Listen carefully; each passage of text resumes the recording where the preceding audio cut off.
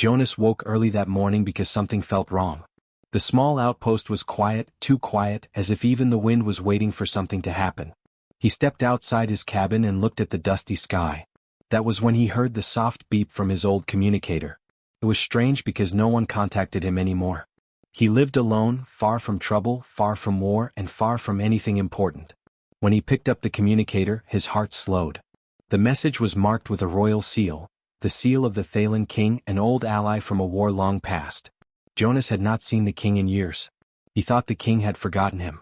But the message was short and cold, as if written in great hurry. Jonas of Earth. Come to the palace. The king requests you. It is urgent. Jonas did not understand, but he packed his small bag and left the outpost within the hour.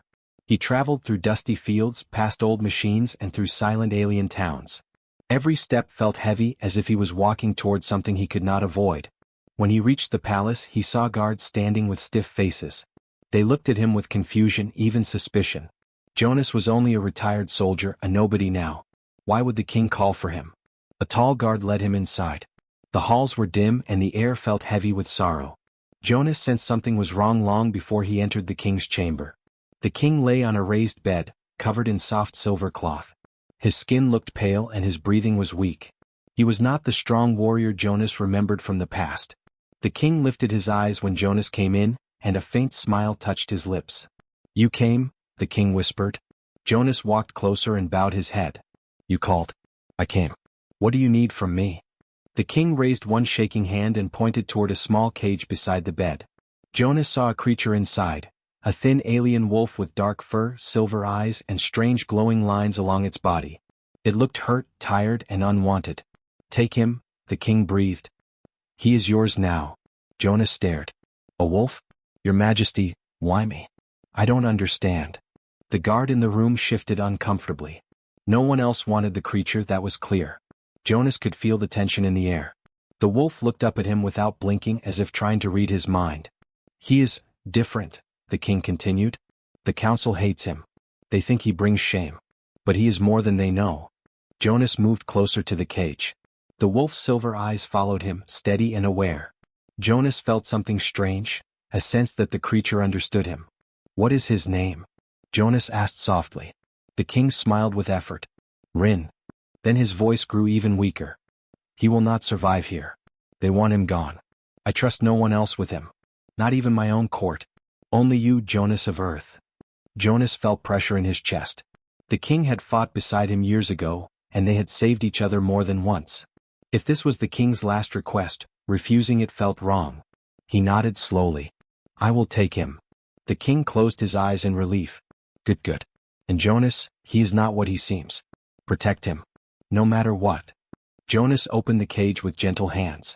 The wolf stepped out carefully, limping slightly. It was lighter than it looked. He lifted the creature into his arms, and for a moment, everything went silent. The guards stared in disbelief. No one wants that cursed thing, one guard whispered under his breath.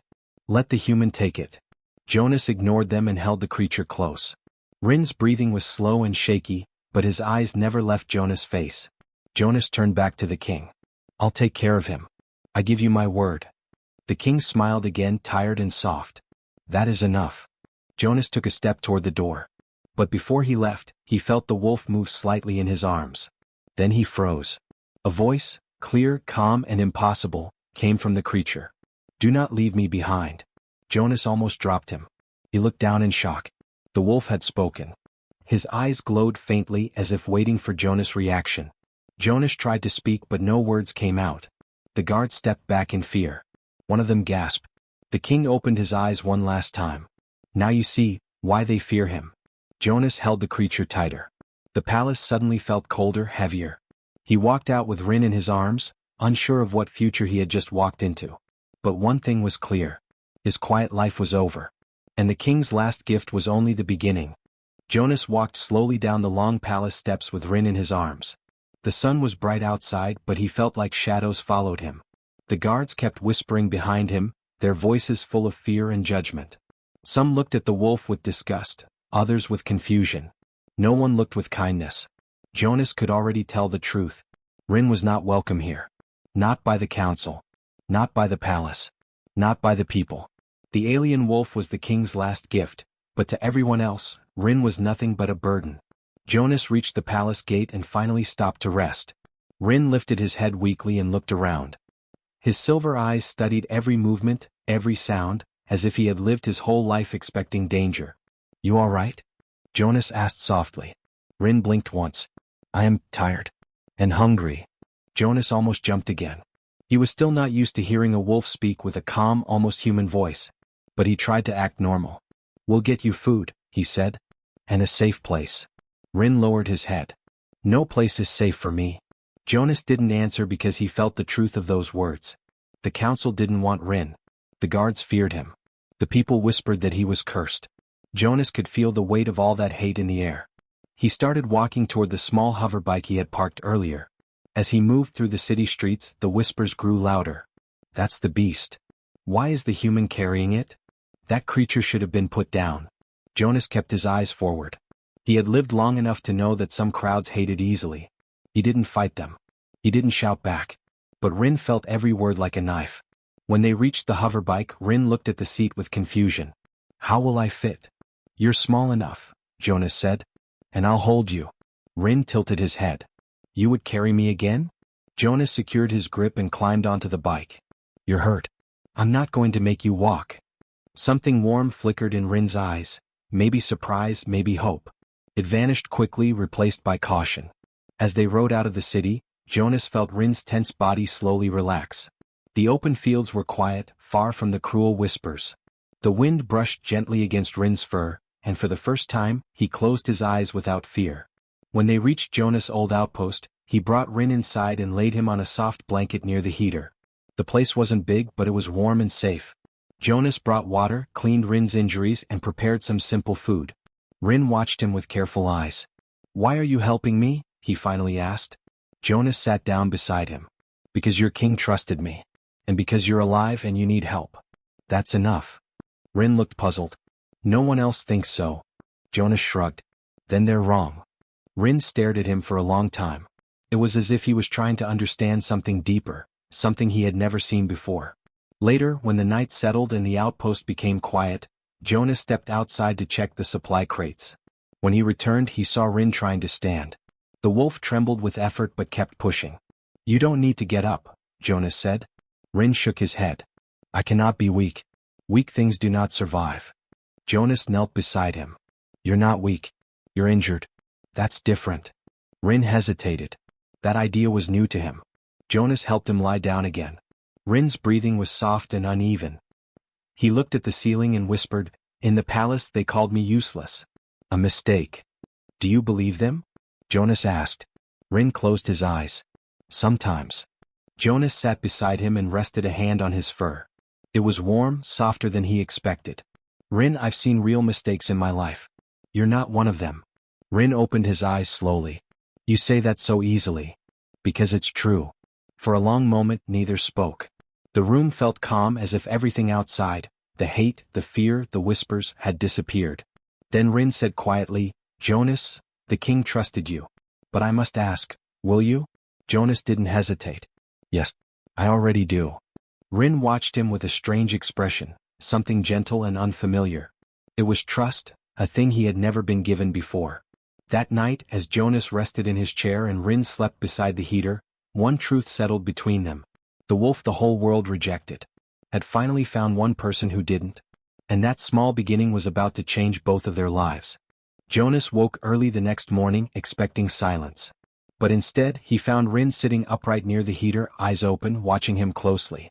The wolf looked calmer than before, but there was something heavy in his gaze, something he seemed afraid to say. "You didn't sleep," Jonas said. Rin shook his head. "I do not sleep well. Too many memories." Jonas sat down on the floor beside him. "Memories of what?" Rin looked away as if choosing the right words. "Of why they hate me. Of why the council feared me. Of why the king hid me." Jonas could feel the weight in his voice. Something important lived behind those words, something Rin had carried alone for years. "You can tell me," Jonas said softly. "I won't judge you." Rin lowered his head. "You will. Everyone does." Jonas leaned back against the wall. "Rin, I was a soldier. I've seen real monsters. I don't think you're one." Rin studied his face for a long, careful moment. Then he finally spoke. My birth was not natural. Jonas didn't move. The king wanted a guardian who could protect his people in both peace and danger. A being with instinct like a beast, and understanding like a person. So they created me in a hidden lab deep under the palace. Jonas felt a cold shiver run down his spine. Not from fear, but from understanding. You were made to be both, Jonas said. Yes, Rin whispered. But the others, they thought it was wrong. They saw me as a mistake. A creature that had no place in their world. Jonas could see the pain in his eyes, even though Rin tried to hide it behind a calm voice. So they punished you for something you had no control over? Jonas asked. Rin nodded once. The king tried to protect me, but the council forced him to keep me hidden. They told the people I was dangerous. They said I could not be trusted. But the king trusted you, Jonas said. Rin looked at him with a small, sad smile. He did. He was the only one. Jonas felt anger growing in his chest, not at Rin but at the world that had treated him so poorly. So what happened? Jonas asked. Rin looked down. I grew stronger, faster, smarter. The council thought I was becoming a threat. But the king believed my mind was more important than my strength. He taught me languages. He taught me kindness. He told me stories of humans. He said your people see value where others see weakness. Jonas felt warmth spread through him at the king's words. The night before he died, Rin continued, he came to my room. He told me he didn't trust the council. He said they were planning something dark. And then he whispered, your future is not here. A human will protect you. So he meant me, Jonas said quietly. Rin nodded. Yes. He told me your name. He said you were someone who would see me as more than a failed experiment. Jonas stared at the wolf for a long time, realizing the truth. This wasn't just a gift. It was a responsibility. The king hadn't chosen him by accident. Rin, Jonas said, you're not a mistake. You're something new. Something important. Rin blinked. His ears lowered just a little. You say that, like you believe it. I do, Jonas said. Rin slowly walked closer and sat beside him, leaning gently against his leg. That small gesture felt like the first real sign of trust. But the moment didn't last long. Rin's ears twitched. He lifted his head sharply and stared at the door. His voice dropped low. Someone is approaching, fast. Jonas stood up and grabbed his boots. Who? Rin's eyes darkened. Not friendly. Jonas stepped outside and Rin followed, limping slightly. In the distance, a small hover transport kicked up dust as it rushed toward the outpost. Rin spoke in a whisper. They come for me. I knew they would. Jonas didn't panic. His soldier training kicked in. How many? Rin closed his eyes for a moment. 3. Armed. But not here to fight. They want to take me quietly. Jonas looked back at the approaching transport. And what do you want? Rin took a slow breath. I want to stay. Here. With you. Jonas felt something tighten in his chest. Not fear, determination. Then that's what we'll do, he said. Rin looked up at him with wide, stunned eyes. You choose me over them? Jonas nodded. I do. Rin lowered his head, but Jonas could see the emotion trembling in his voice. No one has ever chosen me. Jonas stood in front of him as the transport landed. Well, Jonas said, there's a first time for everything. Rin's eyes shone with something new, something bright, something strong. Oh. And Jonas knew this was only the beginning. The hover transport landed with a soft thud outside Jonas' small outpost. Dust swirled in the air, forming a thin cloud that made the morning light look hazy and uncertain. Jonas stood tall, arms crossed, a firm line set across his face. Rin stayed close beside him, his fur slightly raised, though he tried to hide his fear. 3 alien officers stepped out of the transport. Their uniforms were dark blue, marked with the council's silver crest. Their faces were calm, too calm, like people who had already decided the ending of a story before it even began. One officer stepped forward. Human Jonas, he said politely. We are here for the creature you were given. His name is Rin, Jonas replied. The officer paused, then spoke again in the same smooth voice. The council believes the king made a mistake.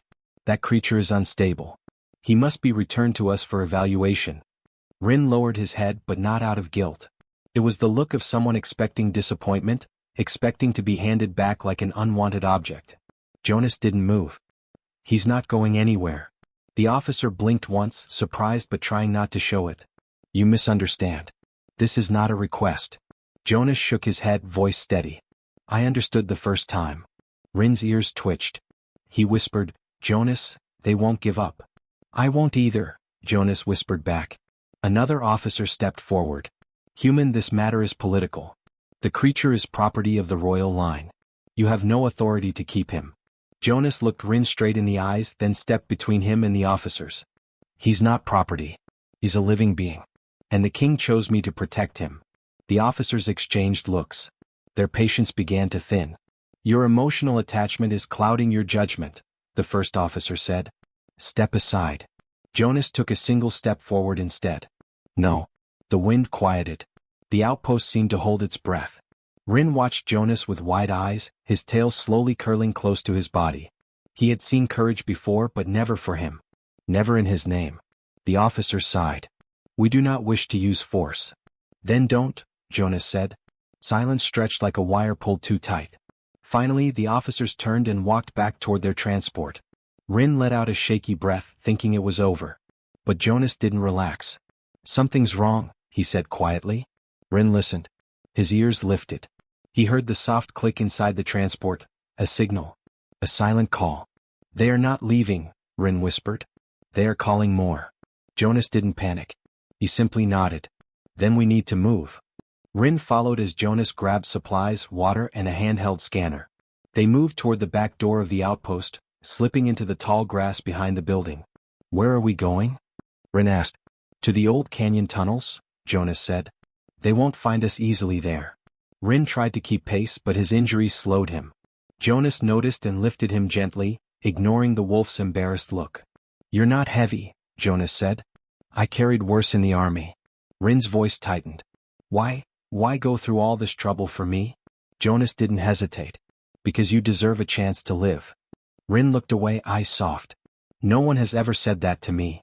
They reached the canyon ridge just as two more transports appeared in the sky, scanning the land with bright beams. Jonas ducked low. Rin pressed close beside him.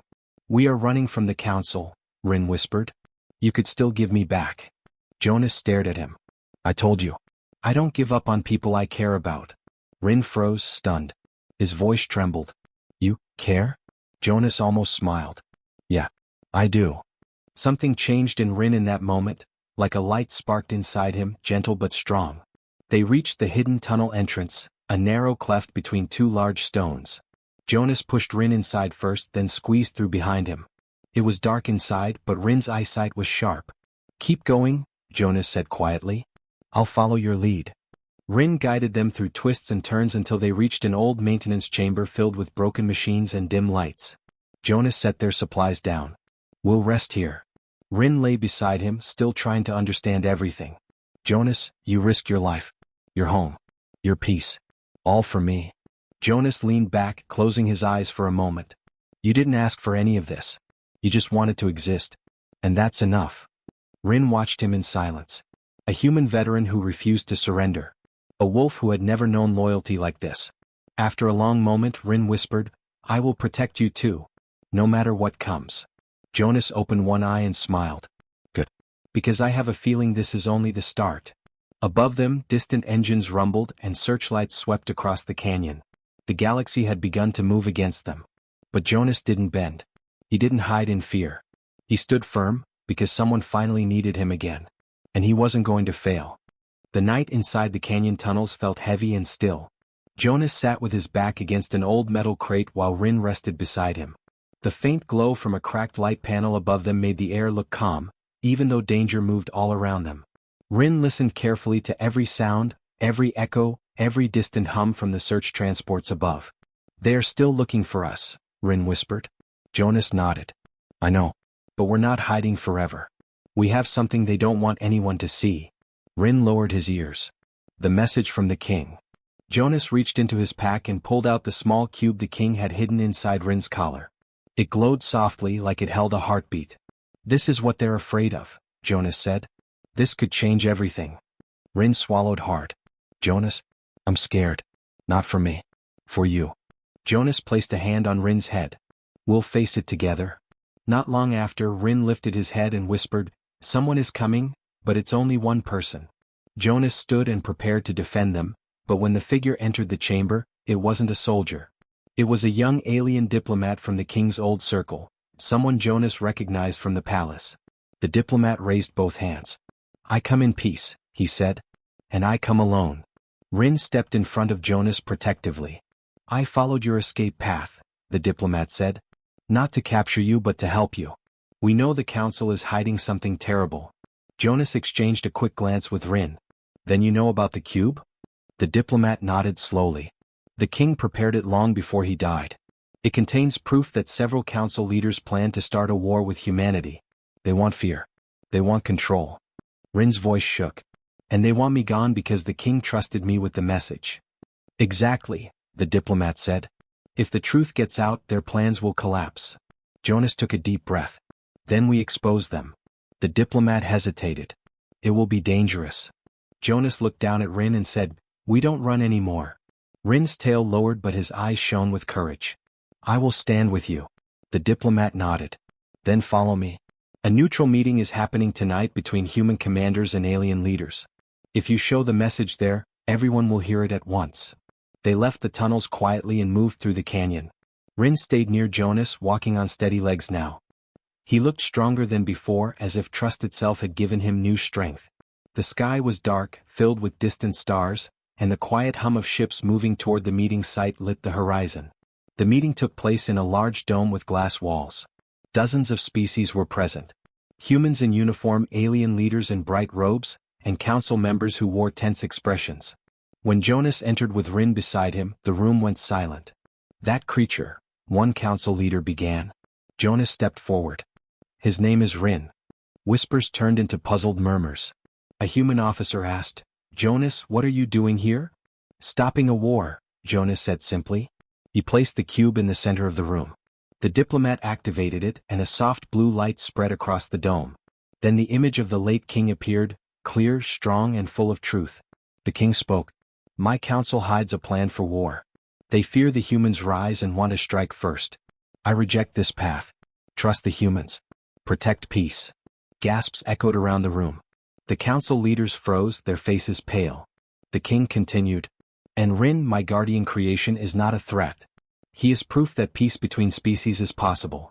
The image faded. Silence filled the chamber. Heavy. Unavoidable. Then Rin stepped forward, slowly, carefully.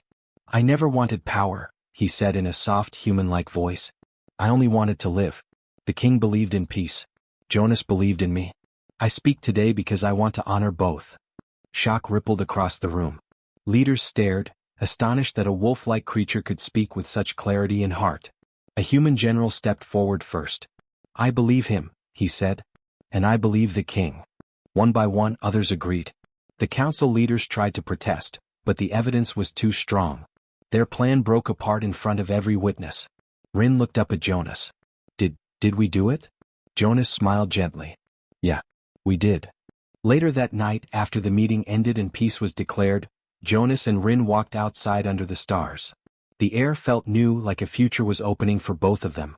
Rin said softly, "Jonas, I was made to be a guardian. But maybe I can be more." "You already are," Jonas replied. "You changed everything today." Rin's eyes glowed softly. "No, we did." Jonas laughed. "All right, we did." As they walked across the quiet field, the stars above seemed brighter than before. The galaxy had shifted, not because of armies or weapons, but because a human veteran refused to give up on someone everyone else hated. And the wolf who thought he had no place finally found where he belonged.